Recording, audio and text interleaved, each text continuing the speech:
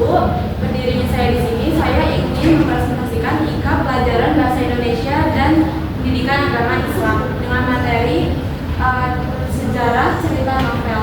Ini hasil karya saya, novel tentang Aku Yang Tak Pernah Sempurna. Perkenalkan, nama saya Lira Fitri Akira. Aku lahir di Bogor 3 November 2007.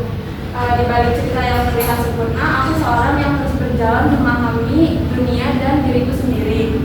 Selanjutnya, masalah di dalam novelku, aku tidak sempat berpisah dengan sahabat secara baik-baik. Di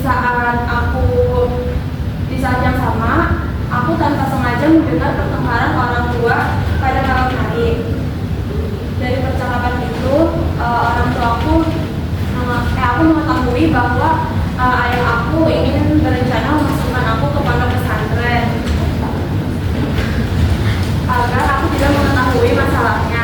Selanjutnya, untuk masalah yang saya alami, aku menolak untuk mondok karena aku berharap aku bisa masuk SNMPTN 1 Tapanunggal, sekolah impian pada hari itu. Ayahku mengajakku berbicara tentang tenang. Ia bertanya kepadaku setelah ini melanjut di mana, namun aku hanya diam dan tidak menjawabnya. Ayahku kembali menanyakan alasanku kenapa tidak mau. Saat itu akhirnya aku mengungkapkan isi hatiku bahwa aku ingin bersekolah di SNMPTN 1 Tapanunggal dan tidak ingin mondok. Namun aku dinyatakan tidak lulus di SNMPTN tersebut, sehingga harapanku hancur dan aku terpaksa bersekolah di MTS dekat rumahku. Penyelesaiannya, setelah kelulusan, hidupku perlahan berubah. Suatu sore, aku dan ayahku akhirnya berbicara dari hati ke hati. Aku meminta maaf atas sikapku dulu karena kecewa tidak bisa masuk SMP yang aku inginkan. Ayahku juga meminta maaf dan mengatakan bahwa ia ingin aku bahagia untuk pertama kalinya. Aku diberi kebebasan untuk memilih jalanku sendiri, dan aku berbicara. Ayahku berbicara.